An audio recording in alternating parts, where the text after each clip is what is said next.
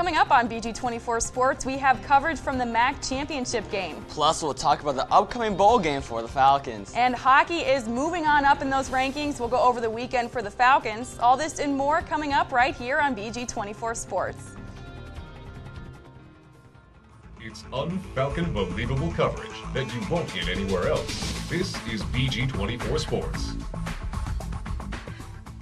Welcome to BG24 Sports. I'm Katie Wernke. And I'm Terry Lash. It was the MAC championship game Friday night, and as the teams warmed up inside, reporter Juan Pimiento says fans were getting ready for the game outside. It was the calm before the storm. As the Bowling Green football team prepared on the field and spectators began to fill the seats in Detroit's Ford Field, Falcon fans prepared to play their own game outside the stadium. The long trip and the cold weather were no obstacles in the traditional pregame tailgating. This time, the Brothers of Delta Chi fraternity led the festivities. Brian Kukula is a member of Delta Chi. He says the Falcons have a better shot to win this year compared to last year. I mean, honestly, last year was a little bit crazier. We weren't expected to win last year. I feel like this year, yeah, we got a great chance. But we'll see what happens. You know, you never know.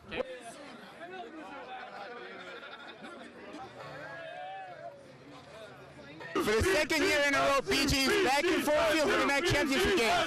This year, we hope that BG comes back away with the championship. The Falcons came into the game as underdogs on the field, but the fans went to the game looking to win the support battle. For BG24 Sports, I'm Juan Pimiento.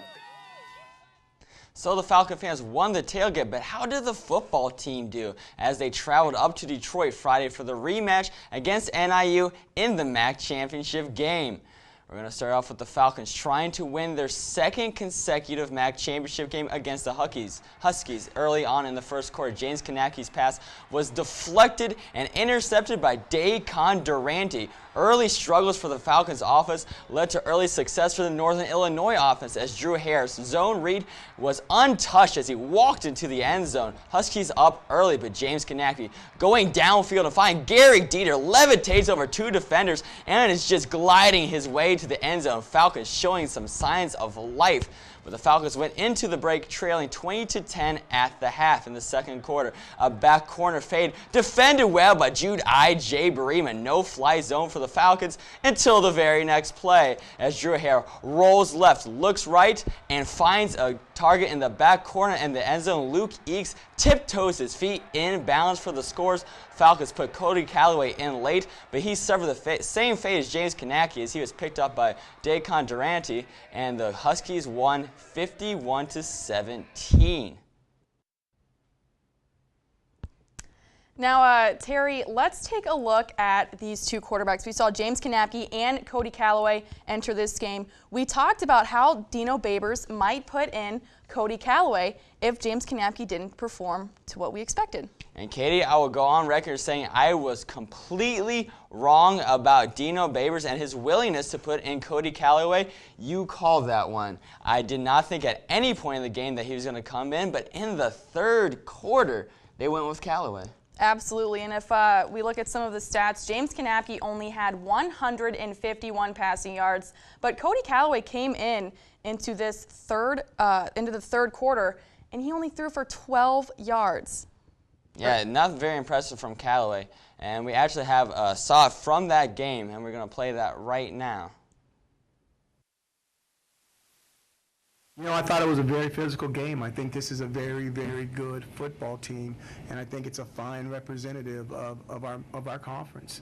And, you know, my hat goes off to Coach Carey. These guys have only lost twice, and when you look at not only the teams they have to play in the East and the West Conference, along with some of the non-conference games that we have in this conference, I think that truly you could see that there's no doubt. They left no doubt in everyone's mind who the best football team in the conference is this year. I love this team with all my heart.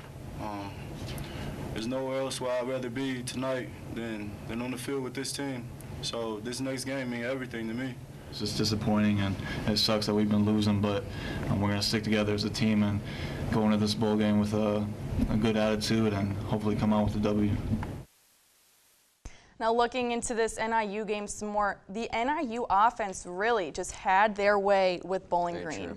The defense never got anything going. They tried to hold them in the first half, but when the second half finally came along, it was just that running attack and passing attack, something I don't think either of us expected Northern Illinois have so much success with, really killed the Falcons. 334 rushing yards and 218 passing yards for the Huskies. They also had 6 touchdowns. Drew Hare with 3. He had 1 rushing touchdown and 2 passing. And Cameron Stingley, one guy that we had said the Falcons would need to shut down. They could not get it done. He rushed in for 2 touchdowns. He also had 116 rushing yards. Yeah, he was a dual-threat quarterback that absolutely destroyed the Falcons in this one. And we talked about it. Drew Hare was the key. If we stopped him, we could stop the game. They did not, and the Falcons came up on the losing end. Absolutely. Now, we do know that the Falcons are going into the Camellia Bowl on December 20th against South Alabama. But there are some changes that the Falcons are going to have to make. NIU held Travis Green to 105 yards and Fred Coppett to just 41. And with a team that does rely heavily on the rushing game, the Falcons are going to need to find a way to make sure that they can get those yards up there. Yeah, the rushing game was nowhere to be found on Friday night, and that had a direct impact on why we were so unsuccessful in the passing game, just keying in on those rushers. Travis Green just really couldn't get off the blocks, and if they want any success for South Alabama, they're going to need to get both facets of the offense going. Absolutely. If we look at some of the passing too, Roger Lewis, one of the key guys from this season, was held to just 22 yards. Ryan Burbrink had 56 yards. Garrick Dieter, a guy that we didn't really see all this season because of Roger Lewis, had 56 yards. But that is not a lot of passing yards for this team. No, and the players that we thought were going to step up, the Ronnie Moores, the Roger Lewises, we just didn't see much of. A lot of it had to do with the pressure that was coming on James Kanapke as well. Sacked 3 times in the game, and he was running for his life all night long. That had a lot to do with those interceptions he threw. And then, of course, we saw that Cody Callaway interception as well. He was also sacked in the game, so Falcons offensively have a myriad of issues that they really need to shore up. Absolutely, and the interceptions with Kanapke and Callaway too do not help with that. But when we come back, men's basketball highlights, we have those from Saturday, and we also have the upcoming schedule that we will talk about for this men's team. Stay with us.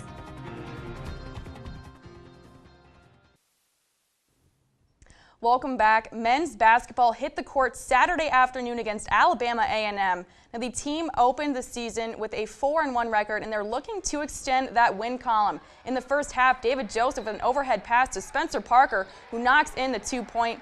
He had 8 points total on the game, and then later in the first half, Zach Denny with an outside 3. Denny would knock in 5 straight points, extending the Falcons' lead by 9. And then it's Jovan Austin's turn as he drills it up in the inside for the layup. The Falcons lead at the half, and not much changes from that. They take the win 64-47. Now, Terry, we saw a lot of these guys, no one guy had the majority of the points. They were all sort of spread out. But I think that sort of creates a good way for the Falcons to, get all of the guys playing and to have a spread out team. You're right, and I think that's been the story of the Falcons all season long. Rashawn Holmes seems to be the captain of the team. He had 12 points in this one. But the Falcons can rely on so many players. They can rely on Clark or Joseph or Parker or Dickerson. It's really imperative that they can get all these key components going. Because in basketball, especially at the college level, as long as you have a full team, you have a really strong shot at making it deep into the tournament. Absolutely, and the Falcons, that is their first 3-0 start at home since the 2011 and 2012 season. Now, if we take a look at their upcoming schedule, this Tuesday they play at Dayton, and then they're at home against Cleveland State in mid-December. Then they take another home game against Ferris State, and then they're away at South Florida, which that South Florida game is sort of getting a bigger name team up there. And another one, that Dayton team, that was a big matchup that we're going to see on the 9th. The Flyers made it to the Sweet 16 last year. See if Bowling Green can compete down there. We just saw Eastern Michigan take Dayton to the full 40 minutes. Another MAC team that Bowling Green is going to be facing later in the season. And that's kind of a good comparison to see the top of the MAC and how the Falcons compare to that. Absolutely. And then women's basketball also played on Sunday at 2 p.m. against the Cincinnati Bearcats. They won 66-55. And if we take a look at some of these stats from that game, look at the scoring. Donovan, Hoekstra, Justinger, all in the teens with those points. You're right, and Justinger, known as a defensive specialist, impressive to see her on the board with 14 points. Erica Donovan, the team's best scorer. Deborah Hoekstra coming off the bench, putting on 15. Scoring come a lot of ways from the Falcons. They struggled in their trip to Los Angeles last weekend. Good to see them come home with a big victory over in-state opponent in Cincinnati. Absolutely. Now, Terry, this team is starting out 4-2 on the year. Is this sort of what we expected for them? I mean, it's not a bad record, but I don't know if some of the losses so far and some of the games have been close. You're right. It doesn't seem like the normal Falcons women's basketball team that we're used to, but it's not the normal women's basketball team that we're used to. This is a very young team. 6 freshmen on this team. There's only 2 seniors, 2 juniors, and 2 sophomores, so half of the team are freshmen. So a lot of young players just getting the feel of college basketball for the first time. Coach Roos, I imagine by midway point, is going to really put them into shape. Absolutely, and we did hear Coach Roos talk earlier in the season about how this youth could either be an asset to this team or sort of a struggle point, and she's turning it into an asset for this Falcon team to build on for the future. Now, when we come back, hockey tied Friday in a 5-5 tie against Northern Michigan, but they won on Saturday. We'll talk about the guys and how they're moving up in the national rankings. Welcome back. Men's hockey took on Northern Michigan in an away series. They tied Friday 5-5, but then they won on Saturday 5-0. They've moved up in the USCHO poll to 13th. They've stayed at 14th in the USA Today poll. But this team has been outstanding so far. If we take a look at their stats from the weekend, they had 71 shots on goal, 3 power play goals, 10 total goals against this Northern Michigan team who was ranked going into it. You have to remember, like you said, Kate, 19th in the country Northern Michigan was. This was no scrub team. Bowling Green put up 5 goals on 2 nights in a row on their home ice. A couple of really late goals in the third period on Friday night took away another victory for the Falcons. Could have easily swept this team, and the stats say for themselves: 71-59 in shots, 3-1 in power play goals. This Bowling Green hockey team really took it to Northern Michigan and had a great result this weekend. That's why they're moving up in those standings. Absolutely, and those power play goals, Bowling Green having 3 and then only giving up 1 power play goal is outstanding for this team. Coach Bergeron had talked about the special team side to the team, and he said that it has been improving, and I think the results have definitely showed this weekend. Absolutely, and you have to look at some of the other players out there. Ben Greiner, 2 goals. Ben Murphy was able to get on the scoreboard. Dejan Mingo for a goal, and Brandon Hawkins had 2 goals as well. So you have to talk about a lot of offensive players coming not just from Dufour, but from a lot of these Falcon players. Absolutely, and if we take a look at Chris Nell, who was in goal for the Falcons on Saturday, what an outstanding player for this Falcons team. He's 26 shots he saved on Saturday. He has a .945 save percentage on the year. He's only averaging about 1.6 goals per game, and he is 5-0 so far, coming from a freshman. Yes, and those are all WCHA marks. All 3, those first 2 categories, he's leading WCHA, and he's the only goalkeeper in the WCHA who's still undefeated with 5 games played. So Chris Nell has really left his mark early on in his career at the Falcons. Absolutely. If we take a look at the upcoming schedule for the Falcons, they are home, not really home, I guess you could say, but at Fifth Third Field for the Winterfest series at Robert Morris on January 3rd, and then they go to Robert Morris to play on the 4th, and then it's some WCHA matchups with Alaska, Michigan Tech. That Michigan Tech game is one to definitely look out for the Falcons. Absolutely. Michigan Tech, another top 10 team, actually ahead of Bowling Green in the rankings. That could be one that gives a pivotal position in the WCHA playoff standings. See the Falcons get home ice when they play Michigan State later on in the season as well. Absolutely. Now let's talk a little bit about some of these hockey successes early on in the season so far. A lot of it comes from this freshman core on the team. We've talked about the freshmen on this team so far. Some people going into this season were a little unsure of how the freshmen would handle coming into this type of team. Yeah, you're right. And who's been the most impressive to you? Has it been Valu? Has it been Speza? Has it been Nell back in the net? I'm going to have to say Chris Nell. When you have Thomas Scholl and Tommy Burke, having just another added factor in the back of the net that you can count on is outstanding. Nolan Valu, though, has been great. Brandon Hawkins, absolutely. Another key player. But it's looking good for the Falcons so far with that freshman team. Yeah, they got a lot of talent coming up. Absolutely. Now, we're going to take a break here, and when we come back, it is Around the Studio. Juan and Terry, the final matchup of the semester. Stay with us. Welcome to Around the Studio. How this works, I pick a topic. There will be 60 seconds on the clock. The best answer gets the points decided by me. And at the end, well, we'll see who the winner is. Juan Pimiento is joining us today. Juan and Terry, a rematch. This series has been going on all semester. It is tied. This one is for the championship. Are you guys ready? You look ready. Born ready, Katie. Let's do this. Yeah? Okay. To start it off, we're going to go straight to the MAC championship game. What was the downfall for the Falcons? It was the offense, and I know we talked about it to death. It sounds cliche. Every week seems to be the same story, but it was the offense once again. We're talking about 4 turnovers, 287 yards, only total offense, 4 for 13 on third downs, 0 for 3 in fourth downs, and 2 quarterbacks. To me, that tells you everything you need to know about the offense. The rushing attack never got underway.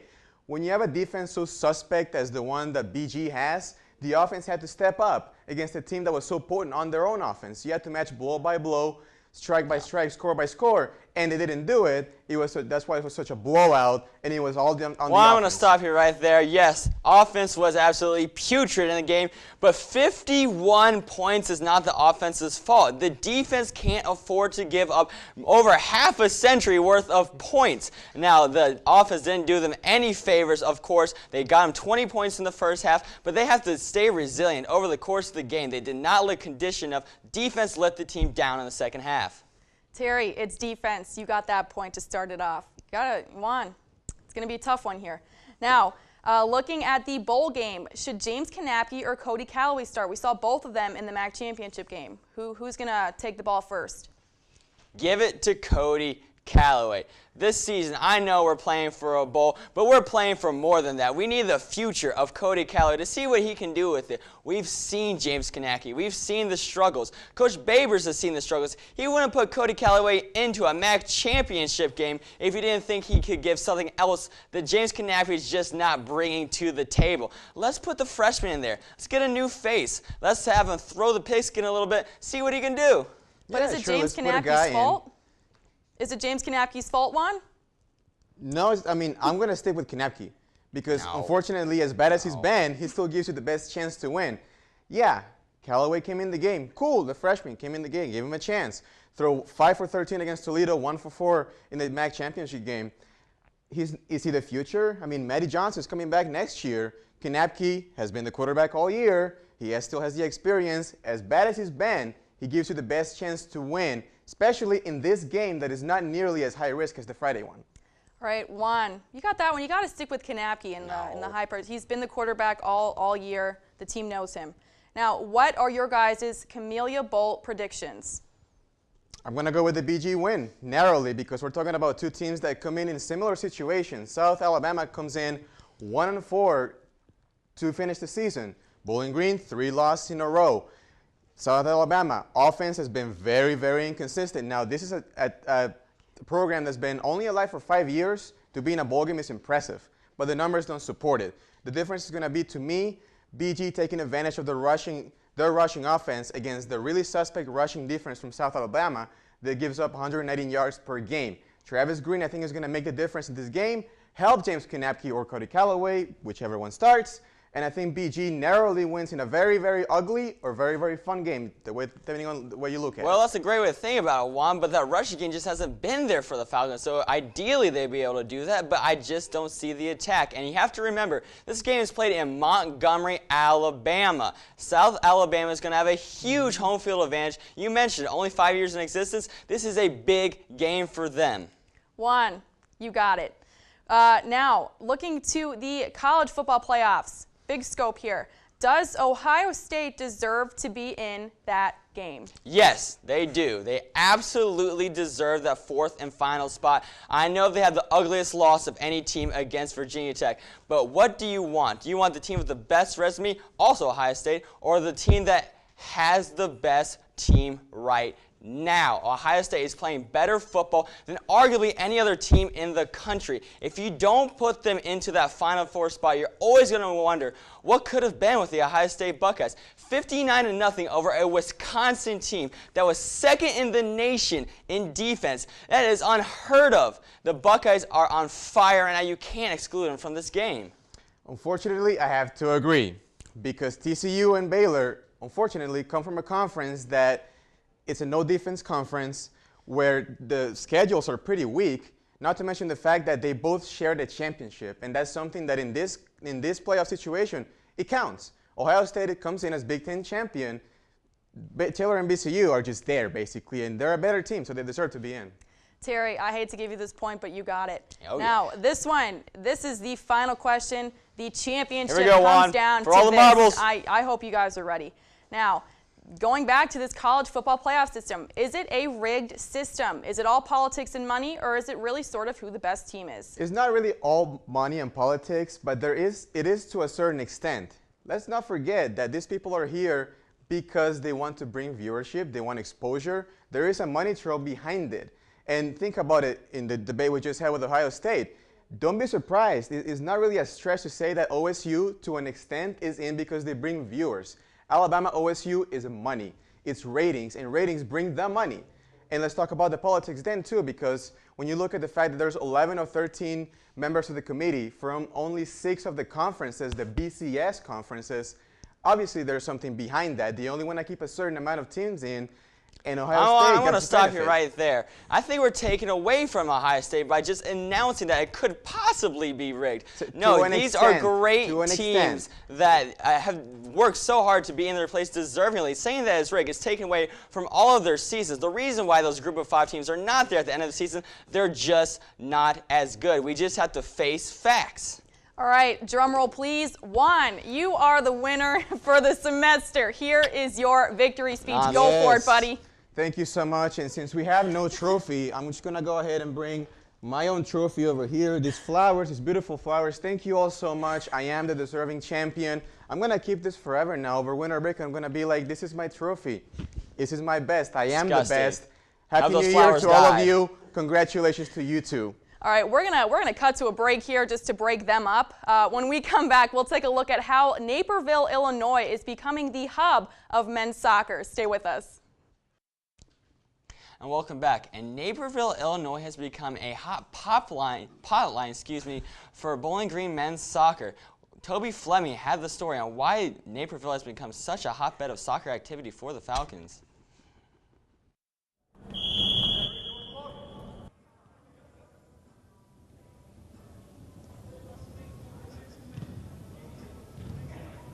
The Falcons won a total of 14 games this year, advancing all the way to the final of the MEG tournament. Sophomore Pat Flynn led the team with 14 goals throughout the season. All right, and we're sorry for those technical difficulties. There are 4 players from this men's soccer team that are from Naperville, Illinois. Pat Flynn, Danny Shea being a few of them. Yeah, and not just some players, but some of the best players on the team. So that's great that they're just recruiting each other. And hopefully for the next 10 years or so, we can get more recruits from Naperville as well. And let's go some of the games from this upcoming weekend. We had the football team, of course, lost 17-51 against NIU. The women's swimming team won 2 of 5. Hockey tied on Friday night 5-5, but won on Saturday 5-0. Men's basketball got the 64-47 victory over Alabama A&M. And women's basketball won 66-55 against the Cincinnati Bearcats. Absolutely. In that swimming team, actually, Daniela Carrillo and Estella Davis both made NCAA B qualifying cut time, so they will be having a shot at NCAA championships later in the season. Now, that is all for BG24 Sports today. Follow us on Twitter for Falcons scores and news. And check us out on Facebook for videos for today's show. I'm Terry Lashtag. And I'm Katie Renka. Have a great night.